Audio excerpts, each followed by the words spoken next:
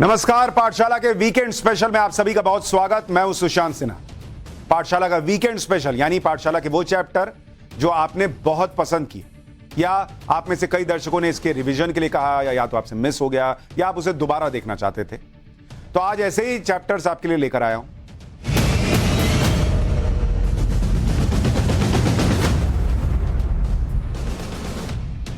आजकल एक बाबा के दरबार में डॉक्टर से मारपीट का मामला बहुत चल रहा है, जिससे ये बाबा अचानक हर जगह हेडलाइंस में आ गए। ये बाबा कानपुर के पास करौली नाम की जगह पर दरबार लगाते हैं और इनके पास भी बड़ी संख्या में लोग अपनी समस्याएं लेकर आते हैं।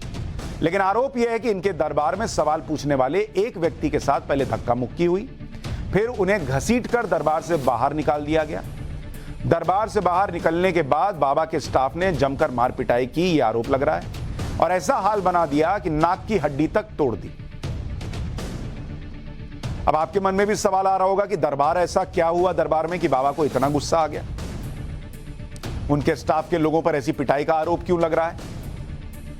पहले आपको घटनाक्रम बताता हूं, फिर कहानी के मुख्य किरदार बाबा करौली के दरबार के बारे में विस्तार से बताऊंगा, और बताऊंगा कि वहां जो हो रहा है उससे कैसे परेशानी जो है वो बढ़ती है बागेश्वर सरकार की। मुंह पर पट्टी बंधवाए इस शख्स का नाम है डॉक्टर सिद्धार्थ चौधरी। नोएडा के रहने वाले डॉक्टर सिद्धार्थ का दावा है कि वो अपनी समस्या लेकर 22 फरवरी कानपुर में बाबा के दरबार पहुंचे। यहां इन्होंने बाबा से अपनी समस्या के इलाज के लिए पर्ची कटवाई। इसके बाद दरबार में डॉक्टर सिद्धार्थ ने बाबा से कुछ सवाल पूछे, जिसकी वजह से कहा सुनी हो गई और बाद में डॉक्टर सिद्धार्थ के साथ मारपीट हुई। अब आपको उस घटनाक्रम का वो वीडियो दिखाता हूं जिसमें डॉक्टर सिद्धार्थ बाबा से क्या कह रहा है वो सुनाई देता है। उसके बाद उन्हें दरबार से कैसे धक्के मारकर बाहर निकाला वो भी दिखाऊंगा। दोष है आपके गुरुजी, नमस्कार जी, खुश रहिए। और मैं नोएडा से आया हूँ। नोएडा मेरे घर में थोड़ा समस्या ये है कि गृह कलेश रहता है, और किसी ने मुझे बताया कि पितृदोष है आपके ऊपर। तो कई मित्रों ने और मेरे भाई ने बताया कि एक बार आप वहाँ जाइए तो कुछ वहाँ चमत्कार होते हैं। तो मैं आपका चमत्कार देखने के लिए आया हूँ आज। यहाँ चमत्कार तो कोई होता नहीं है। यहाँ जो होता है सब नियम से होता है जी, है ना। तो बस आपकी कृपा हो तो आपका आशीर्वाद मिल जाए, और महादेव का आशीर्वाद तो रहता ही मतलब सबके साथ होता ही है, बिल्कुल, क्योंकि सब महादेव के बच्चे हैं। तो आपका आशीर्वाद मिल जाए तो सब सही हो जाए शायद। बिल्कुल, सब अच्छा होना। अब अच्छा, आप लोग अच्छे हैं ही, समझ रहे हैं जी। बस थोड़ा सा प्रॉब्लम क्या है कि अच्छे होना थोड़ा जो रह गया वो बाकी वो भी अच्छा हो जाएगा जी। ठीक है। अच्छा, कुछ मित्रों ने मेरे बताया और भाई ने बताया कि भाई ये मौलाना का चक्कर क्या है, ये तुम्हारे अंदर कोई मौलाना या आत्मा तो नहीं घुस गई है। तो मैं पेशे से डॉक्टर हूँ, तो मैंने कहा कि मैं देखूंगा जाके मैं कि भाई क्या है मामला। हाँ हाँ, आप बोलते रहिए, आप बोलते रहिए। तो मैं भी देखना चाह रहा हूँ कि आत्मा कैसे निकलती है और कैसे जो है उसके बाद कैसा महसूस किया जाता है उसको मैं महसूस करना चाह रहा हूँ जरा, क्योंकि आपका प्रोग्राम भी लाइव चल रहा है। अच्छा है, महसूस कर लेंगे, समय पे आइएगा फुर्सत में। नहीं तो, और नहीं, ये लाइव चल रहा है तो मैं देखना चाहता हूँ क्या शक्तियाँ। चैलेंज कर रहे हो? चैलेंज कर रहा हूँ, बिल्कुल। क्या चैलेंज कर रहे हो? यही चैलेंज कर रहा हूँ कि दिखाइए आप कुछ चमत्कार। क्या दिखाएं? जो आप दिखा सकते हैं चमत्कार। क्या दिखा दें? भाई आप दिखाइए ना जो आप दिखा रहे हैं। क्या चाहते हो? आप दरबार में सबको दिखा रहे हो कि भैया आपने आत्मा निकाल दी और मौलाना निकाल दी। हाँ, उनसे पूछो जिनकी निकलती है। अच्छा, हाँ, चलो उनसे भी पूछ लेंगे। पूछ लो जिनकी निकली, पूछ लेंगे। हाँ हाँ, उसी से पूछ लो ना। ठीक, धन्यवाद। जिसकी निकली है। ठीक, धन्यवाद धन्यवाद, बहुत बहुत बहुत अच्छा लगा आपसे मिलकर। ये वो बातचीत है। इस बातचीत के बाद डॉक्टर सिद्धार्थ ने कुछ और सवाल भी किए, जिससे बाबा को लगा कि वो उनका अपमान करने के मकसद से आया है। इस पर बाबा नाराज हो गए और स्टाफ से बाबा को उस व्यक्ति को, डॉक्टर को, बाहर निकालने के लिए कहा। इसके बाद क्या हुआ वो भी देखिए।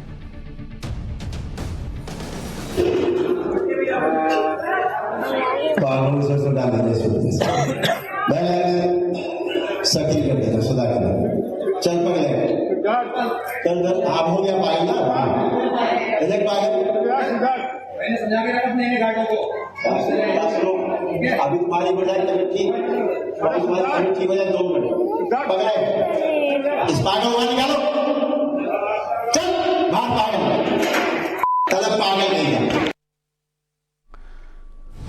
तो किस तरह से धक्के देकर उस व्यक्ति को निकाल दिया गया वो भी दिख रहा है, और बाबा जी बड़े गुस्से में पगलैट वगलैट कह रहे हैं। और उसके बाद पीटने की भी बात है। आमतौर पर हमारे यहाँ संतों, धर्मगुरु और बाबाओं को शांत स्वभाव का समझा जाता है। वो भले ही कुछ भी करें, धर्म का प्रचार प्रसार करें या लोगों की समस्याएं ठीक करने का दावा करें, लेकिन व्यवहार में तो कम से कम सौम्य हो, बाबा जैसा व्यवहार हो, शांत दिखाई देते हैं। लेकिन मार पिटाई जैसी घटना कानून के हिसाब से गंभीर अपराध की कैटेगरी में आता है। बाबा करौली दरबार में जो कुछ हुआ, उसके बाद डॉक्टर सिद्धार्थ ने बाबा और उनके स्टाफ के खिलाफ एफआईआर करवाई। अब यूपी पुलिस इस मामले की जांच कर रही है। वैसे ऐसा पहली बार नहीं हुआ कि जब बाबा के खिलाफ पुलिस ने एफआईआर दर्ज की।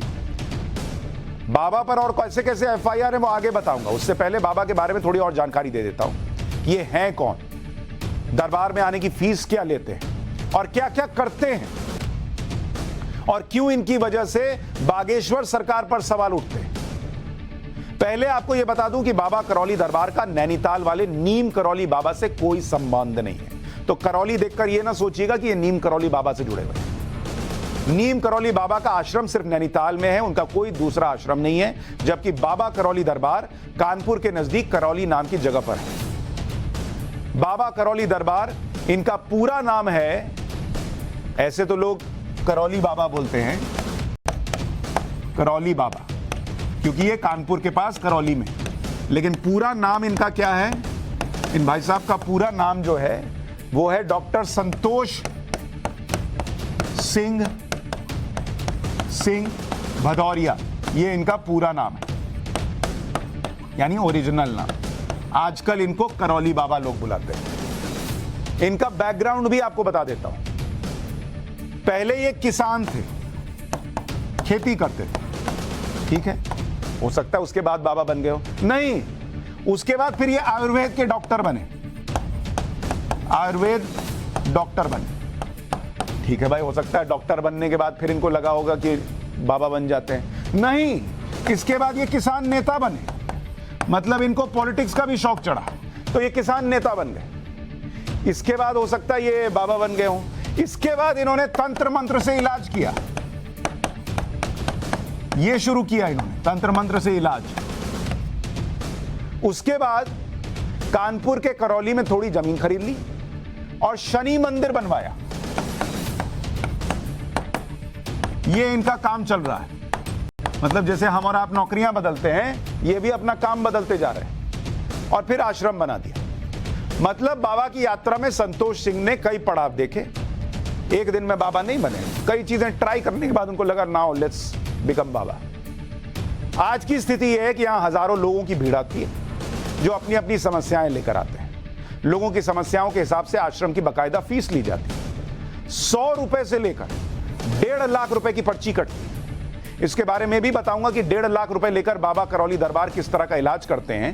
लेकिन उससे पहले दरबार में किस तरह की बीमारियों का इलाज किया जाता है, पहले वो बता देता हूं। यहां लोगों की हाइट बढ़ाने से लेकर, आप सही सुन रहे हैं, लोगों की हाइट बढ़ाने से लेकर गंभीर बीमारियों को ठीक करने का दावा किया जाता है।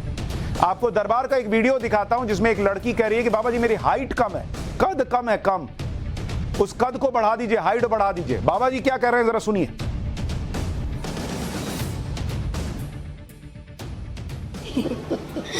बाबा जी इतनी। अच्छा ठीक, आंखें बंद कर। ओम।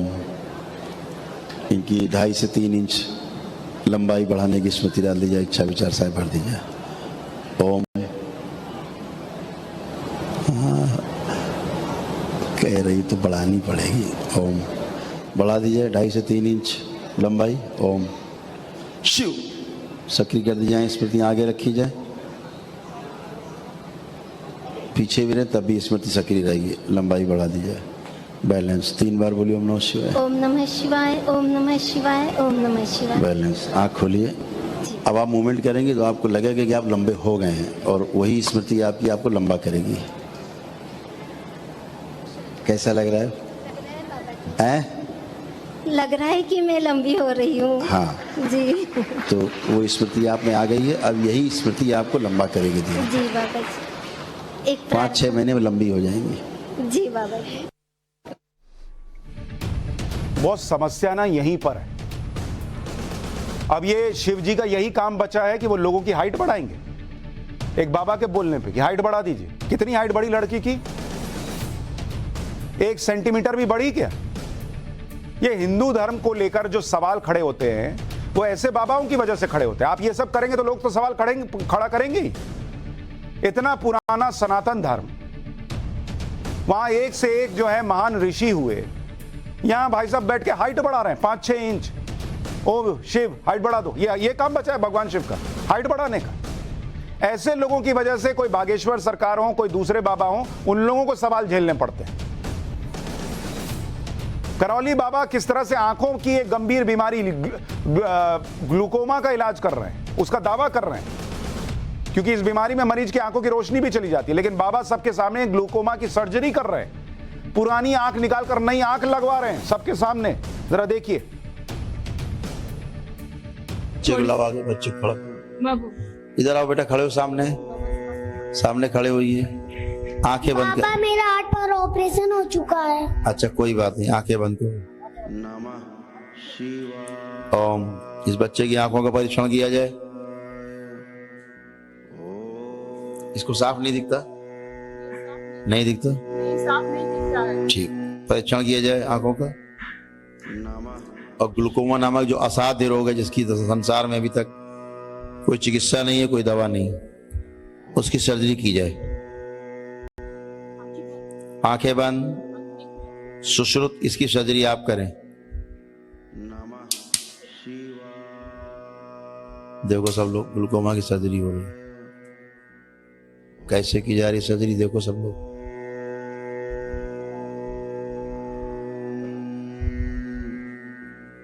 नमः शिवाय।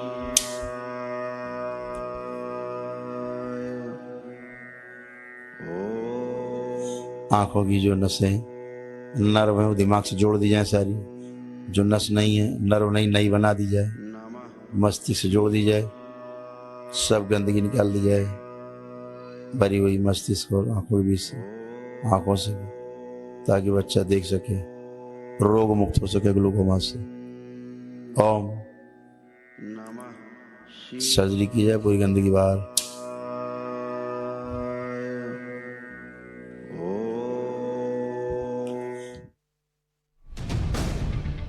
अब ये भाई साहब बाबा जो हैं ये बैठ के कह रहे हैं कि सर्जरी कर दो, गंदगी निकाल दो।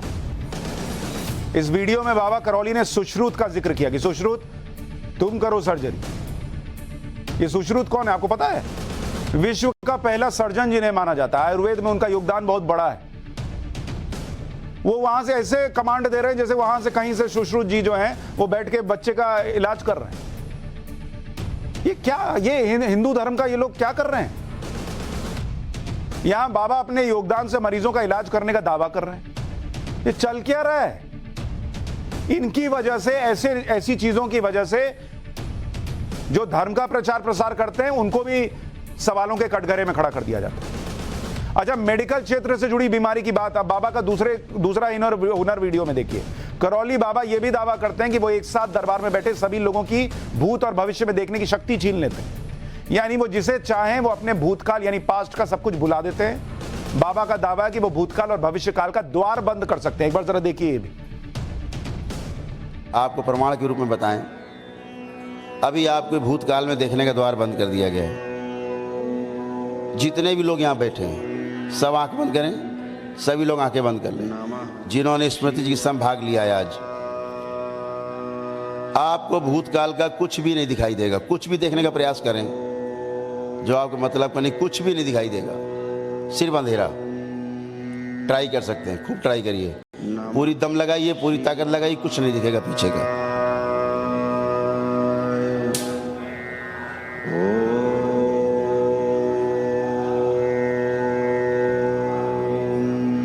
किसी को दिख रहा है कुछ? नमः शिवाय। अगर किसी को दिख रहा हो तो हाथ उठाए। कुछ ही चल रहा है भाई। किसी को पास्ट नहीं दिखेगा, किसी को फ्यूचर नहीं दिखेगा। बॉस वहां किसी को दिख रहा हो ना दिख रहा हो, पाठशाला में सबको दिख रहा है कि ये क्या खेल चल रहा है। करौली बाबा के दरबार में दावा किया जाता है कि यहाँ असाध्य रोगों का इलाज हो जाता है, यानी जिनका कहीं इलाज नहीं उनका इलाज वो कर रहे हैं। और इसी के चक्कर में बड़ी संख्या में लोग पहुंचते हैं। दरबार में सबसे पहले रजिस्ट्रेशन होता है 100 रुपया लेकर। रजिस्ट्रेशन के बाद पूजा कराने के 5100 रुपए लिए जाते हैं। बाबा से विशेष यज्ञ करवाना हो तो 1.5 लाख रुपया लगता है, 1,51,000।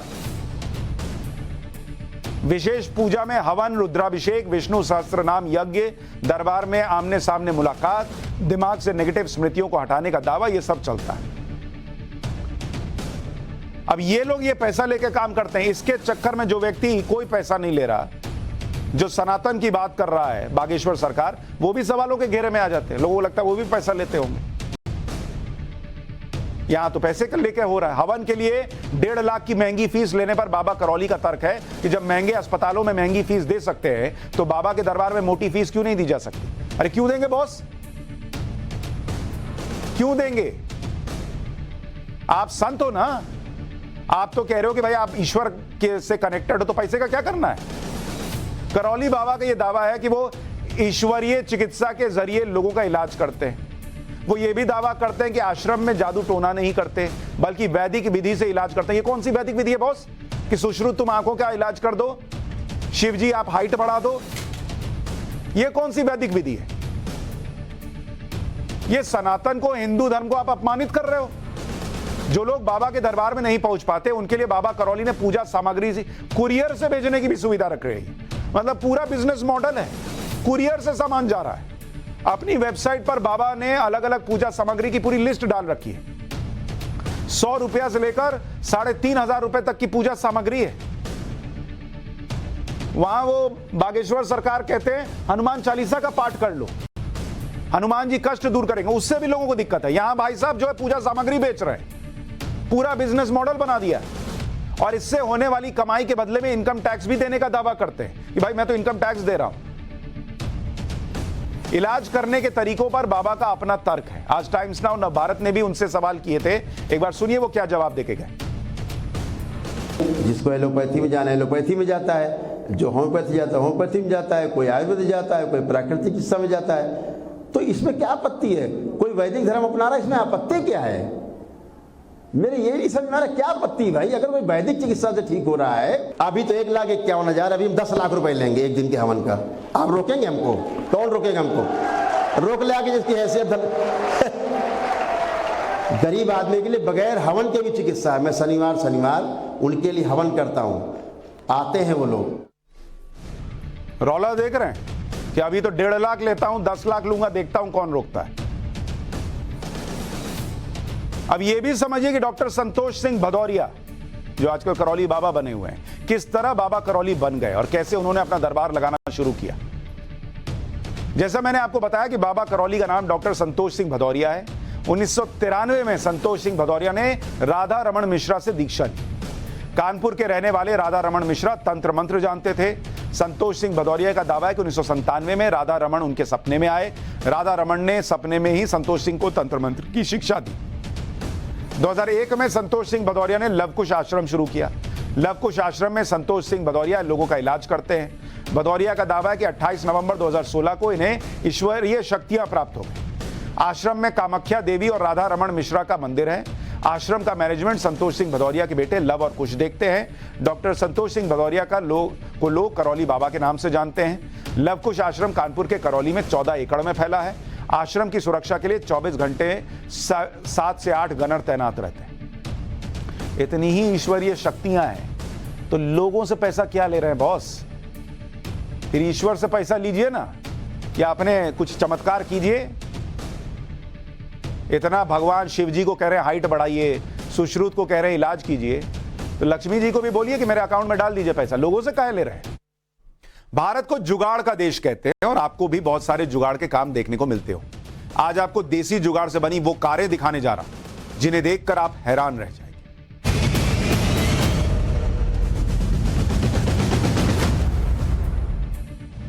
भारत में क्या है, आजकल कार बाजार बूम पर है। नई नई टेक्नोलॉजी की एक से बढ़कर एक कार मार्केट में आ रही है और यही वजह है कि आज की तारीख में रोजाना 10,000 से ज्यादा कारें बिक रही हैं। रोज 10,000 बिक जाती है। बहुत सारी कारों पर 6 महीने से लेकर 18 महीने का वेटिंग है, जो मैंने आपको बताया था कि लोग जो है वो प्लान करते हैं कि मेरे घर में नया लल्ला आएगा तो हम नई गाड़ी से जाएंगे उसका स्वागत करने। लल्ला आ गया, गाड़ी नहीं आ रही, इतना वेटिंग चल रहा है। लल्ली आ गई लेकिन गाड़ी नहीं आ रही। लेकिन दूसरी तरफ ऐसे क्रिएटिव लोग भी हैं जो अपनी देसी जुगाड़ टेक्नोलॉजी से खुद की कार बना ले रहे हैं, वो भी बहुत कम कीमत में। अलग ही लेवल है भाई, अपनी कार खुद बना ले रहे हैं। यूपी के आजमगढ़ में तैयार की गई इलेक्ट्रिक कार आज आपको दिखा रहा हूं। दिखने में कुछ लोग कह रहे हैं कि ये महिंद्रा थार जैसी लग रही है, ये छोटी मिनी महिंद्रा थार आप कह लीजिए, लेकिन वैसी उतनी नहीं है, लेकिन लोग कहने को नाम दे रहे हैं। अच्छा, आसपास के लोग इसे मिनी थार बोल भी रहे हैं। इसमें पेट्रोल डीजल का झंझट ही नहीं है, क्योंकि इसकी मोटर एक बार फुल चार्ज होने के बाद 100 किलोमीटर चलती है। इसमें लिथियम आयन बैटरी लगा दी गई, इसकी चार्जिंग में 3 से 4 घंटा लगता है, फिर ये 40 किलोमीटर प्रति घंटे की स्पीड से चलने लगती है। 5 महीने, करीब 5 महीने में ये कार बना ली गई और इसमें मात्र 2 लाख रुपए का खर्च आया। इस देसी थार को आजमगढ़ के रहने वाले प्रवेश मौर्य ने बनाया है। इस कार को बनाने के पीछे की कहानी भी बड़ी दिलचस्प है। प्रवेश मौर्य को थार खरीदने का बहुत मन था, लेकिन पैसे नहीं थे।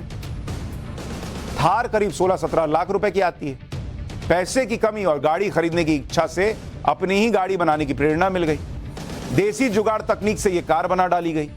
अब जहां से गाड़ी गुजरती है, लोगों की निगाहें टिक जाती हैं, क्योंकि थार जैसी गाड़ियां तो, या थार ही बहुत दिख जाती है लोगों को, लेकिन ये जिसे मिनी थार लोकल लोग बुला रहे हैं, वो लोगों को दिखती नहीं। लोग कहते हैं, बॉस ये क्या ही निकल गया।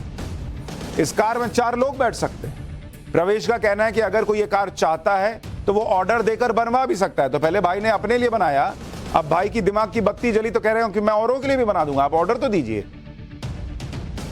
यह है इंडिया का जुगाड़ सिस्टम। अब आपको इस देसी थार से थोड़ी और अपग्रेड और बेहतर दिखने वाली इलेक्ट्रिक जीप दिखा देता हूं। इसे भी देसी जुगाड़ तकनीक से तैयार किया गया और यह भी इलेक्ट्रिक कार है। इसमें बाइक के टायर लगाए गए, जीप में बाइक का टायर लगा हुआ है। इस गाड़ी का डिजाइन थोड़ा बेटर है उस वाले से जिसे मिनी थार कहा जा रहा था। इसे बनाने में करीब 2.5 लाख रुपए लगे हैं। पंजाब और हरियाणा में बहुत से लोग इस तरह की कार ऑर्डर पर तैयार भी कर रहे हैं। पुराने जमाने में ऐसी गाड़ियां आपने फिल्मों में और पुलिस के पास देखी होंगी, लेकिन ये ओरिजिनल गाड़ी से थोड़ी छोटी है और इसकी रेंज 100 किलोमीटर प्रति 100 किलोमीटर एक बार चार्ज होगी तो उसने 100 किलोमीटर तक जा सकती है, ऐसा रखा गया। पुरानी फिल्मों में नहीं होता था, बहुत होता था, चूड़ी नहीं ये दिल है, देखो देखो, नहीं मेरे सपनों की रानियां, उसमें ऐसी गाड़ी तो थी, लेकिन वो ओरिजिनल वाली थी। ये भाई लोगों ने अपने यहां इंडिया में खुद ही बना लिया। अब आपके मन में सवाल आ रहा होगा कि इस कार को सड़क पर चला सकते हैं, क्योंकि कार चलाने के लिए तो आरटीओ से रजिस्ट्रेशन नंबर की जरूरत होती है, लेकिन इस कार को आरटीओ से कोई मान्यता नहीं, तो क्या ऐसे में इस तरह की इलेक्ट्रिक कार कैसे चल सकती है? लेकिन परिवहन विभाग के एक नियम के मुताबिक इसे चलाया जा सकता है। उस नियम के बारे में आगे बताऊंगा, लेकिन उससे पहले एक और क्रिएटिव देसी इंजीनियर से मिलवा देता हूं, जिन्होंने बिना किसी ऑटो एक्सपर्ट के जुगाड़ तकनीक से घर में देसी जीप तैयार की। ये भाई साहब की जीप देख लीजिए। महाराष्ट्र के सांगली के रहने वाले दत्तात्रेय लोहार ने अपने बेटे की कार की जिद को पूरा करने के लिए यह कार बना डाली। दत्तात्रेय लोहे के कबाड़ का काम करते हैं और उसी कबाड़ से चीजों को इकट्ठा करते करते ये जीप जैसे दिखने वाली गाड़ी तैयार कर दी। इसमें मोटरसाइकिल का इंजन लगा है जो किक मारने से स्टार्ट होती है और पेट्रोल से चलती है। बताइए, गाड़ी किक मार के स्टार्ट हुई। इस कार को बनाने में करीब 5 महीने का समय और 60,000 रुपए का खर्चा। ये देख रहे हैं, जैसे स्कूटर में किक मारते हैं वैसे गाड़ी के बगल में किक है और किक मार के गाड़ी स्टार्ट हो रही है। लेकिन आप इंडिया में जुगाड़ टेक्नोलॉजी सोचिए, लोगों के दिमाग में कितना आइडिया है। कबाड़ बेचने वाले ने कबाड़ से ये जीप जैसी कोई चीज बना दी। 40 किलोमीटर प्रति घंटे की स्पीड से ये चल भी सकती है। पीछे 2 लोग भी बैठ गए। ये हो रहा है इंडिया में।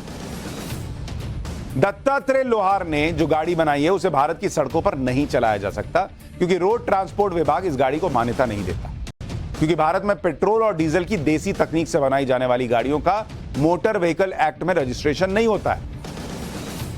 लेकिन कुछ इलेक्ट्रिक गाड़ियां हैं जिन्हें बिना किसी रजिस्ट्रेशन के चलाया जा सकता है। इसलिए पंजाब और हरियाणा के बाजार में कई छोटे छोटे स्केल की कंपनियां इलेक्ट्रिक कार बना रही हैं। पुराने विंटेज मॉडल से लेकर नई तरह की दिखने वाली कारों तक अलग अलग मॉडल तैयार है।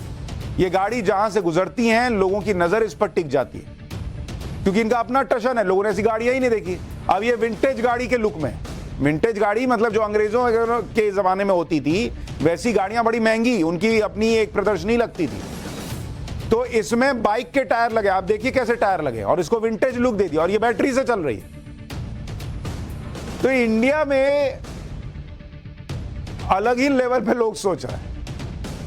अच्छा, इन लोगों ने जब गाड़ी बनाने में जुगाड़ निकाल लिया तो गाड़ी चलाने का जुगाड़ भी निकालना था, तो इन्होंने वो नियम देख लिया जिसके तहत ये चला सकते हैं। भारत सरकार के ARAI से मान्यता, यानी automotive research association of India से ऑटोमोटिव इंडस्ट्री रिसर्च इंस्टीट्यूट है। स्पीड लिमिट अगर 25 किलोमीटर प्रति घंटे से कम है, बैटरी की लिमिट 250 वॉट है, तो इस नियम के तहत लोग सड़कों पर इन गाड़ियों का मजा ले रहे हैं, ले सकते हैं। लेकिन इन गाड़ियों में एक सबसे बड़ी कमी यह है कि इनमें सेफ्टी फीचर ना के बराबर होते हैं। एक्सीडेंट की स्थिति में बहुत कमजोर साबित होती हैं गाड़ियां, इसलिए इन्हें चलाने से पहले बहुत सतर्क रहने की भी जरूरत है। यह ध्यान रखिए कि कहीं टशन के चक्कर में टेंशन गले ना पड़ जाए, यह हालत भी हो सकती है। तो जुगाड़ अच्छा है, लेकिन कार जुगाड़ से बना सकते हैं, जिंदगी जुगाड़ से नहीं मिलती। इन देसी जुगाड़ तकनीक से बनी कारों को देखकर यह तय हो गया कि भारत में क्रिएटिव लोगों की कोई कमी नहीं। इनके पास हुनर है, लगन है, सिर्फ संसाधन की कमी। अब आपको ऐसी कार दिखाता हूं जिसमें पेट्रोल, डीजल और यहां तक कि इलेक्ट्रिक मोटर की भी जरूरत नहीं। बस साइकिल की तरह पैडल मारिए और कार का मजा लीजिए। इसमें 4 लोग बैठ सकते हैं। आप इसे 4 पहिए की साइकिल कह सकते हैं। बहुत से लोगों को यह साइकिल रिक्शे का अपग्रेड मॉडल लग रहा होगा, लेकिन ऐसा नहीं है, क्योंकि साइकिल रिक्शे को चलाने में बहुत मेहनत लगती है, जबकि इसमें कम मेहनत लगती है और इसमें 2 लोगों के पैडल मारने की सुविधा है। इस कार की एक खासियत, कार कहिए, साइकिल कहिए, कुछ भी कह लीजिए, इसमें इलेक्ट्रिक मोटर लगाई जा सकती है अगर आप चाहें तो। इससे यह इलेक्ट्रिक साइकिल कार बन सकती है।